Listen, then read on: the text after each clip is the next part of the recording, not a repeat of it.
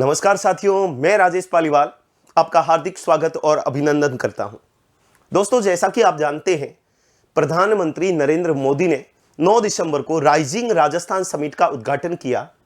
उनके स्वागत में हमारे राजस्थान के मुख्यमंत्री भजनलाल शर्मा जी ने राजस्थानी पगड़ी पहनाई और चंदन की लकड़ी की बनी तलवार भेंट की।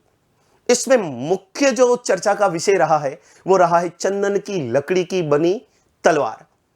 इस तलवार को चूरू के शिल्पी विनोद जांगीड़ ने अपनी 2.5 साल की कड़ी मेहनत के बाद बनाया। तलवार पर नाजुक नक्काशी की गई है। इस पर महाराणा प्रताप की शौर्य गाथा को उकेरा गया है। यह तलवार कोई साधारण तलवार नहीं है, यह चंदन की लकड़ी से बनी है और इस पर महाराणा प्रताप के शौर्य और पराक्रम की कहानी को बारीक नक्काशी के जरिए उकेरा गया है। इस तलवार ने राजस्थान की समृद्ध कला और संस्कृति को सबके सामने प्रदर्शित किया है। इस तलवार की बात करें तो तलवार की नक्काशी में महाराणा प्रताप के युद्ध कौशल, उनकी वीरता और उनके गौरवशाली इतिहास को खूबसूरती के साथ दर्शाया गया है। यह जो चंदन की लकड़ी से बनी तलवार है, जिसकी लंबाई 40 इंच है और चौड़ाई जो है 2.5 से 3.5 इंच तक है। वैसे इस चंदन को मैसूर चंदन कहा जाता है। इस लकड़ी की तलवार की बात करें तो इसमें 7 खिड़कियां हैं, जिसमें से 6 खिड़कियां फ्रंट में है और 1 खिड़की साइड के अंदर है। इनकी पहली खिड़की की बात करें, जैसा कि आप देख सकते हो, इसकी पहली खिड़की पर महाराणा प्रताप की मूर्ति बनाई गई है। महाराणा प्रताप की क्या बनाई गई है? मूर्ति बनाई गई है। इसकी दूसरी खिड़की, जैसा आप देख रहे हो, दूसरी खिड़की में हल्दी घाटी युद्ध के बाद के उस दृश्य को दिखाया गया है जहां पर महाराणा प्रताप का घोड़ा चेतक जो नाले को पार करता है, उस दृश्य को दिखाया गया है। इसकी तीसरी खिड़की, जैसा कि आप देख सकते हैं, तीसरी खिड़की में उस दृश्य को दिखाया गया है जहां पर महाराणा प्रताप की मदद के लिए भामाशाह आए थे।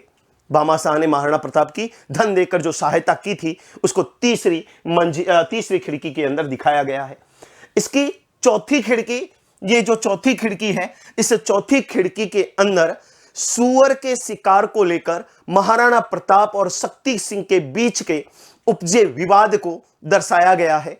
इसकी 5वीं खिड़की की बात करें तो इसकी 5वीं खिड़की के अंदर उस दृश्य को दिखाया गया है जहां जंगल में जब महाराणा प्रताप घास की रोटी बनाते हैं और उस रोटी को जंगली बिल्ला छीन कर ले जाता है, उस दृश्य को दिखाया गया है।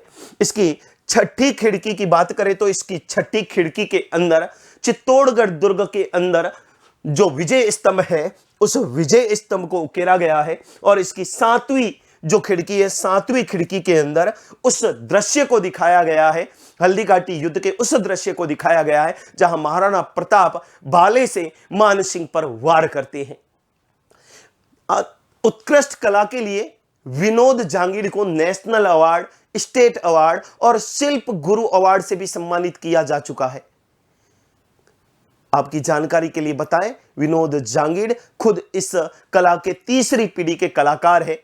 इनकी कई चीजें देश भर के साथ विदेशों में भी मंगवाई जाती है। विनोद जांगीड़ और उनके परिवार की कला ने अंतर्राष्ट्रीय स्तर पर एक नई पहचान बनाई है। प्रधानमंत्री नरेंद्र मोदी ने फ्रांस के राष्ट्रपति इमैनुअल मैक्रों को चंदन की वीणा और जापान के राष्ट्रपति को चंदन का पंखा भेंट किया था, जो जांगीड़ परिवार की अद्वितीय शिल्प कला का अद्भुत उदाहरण है।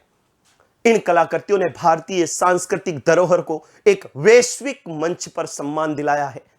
जांगीड़ परिवार की कला ने राजस्थान की समृद्ध सांस्कृतिक धरोहर को दुनिया भर में पहचान दिलाई है।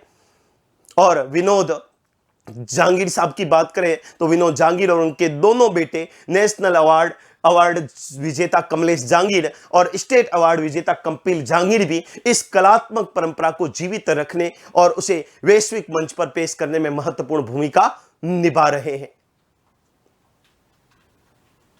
तो दोस्तों, ये चंदन की खूबसूरत तलवार, जैसा कि आप देख रहे हो, नरेंद्र मोदी जी को भेंट की गई थी। इसकी विशेषता है, वैसे अपने राजस्थान के इतिहास में वीर शिरोमणि महाराणा प्रताप का अपना एक अलग ही चरित्र है, उनका अलग ही युद्ध कौशल है, रणनीति है।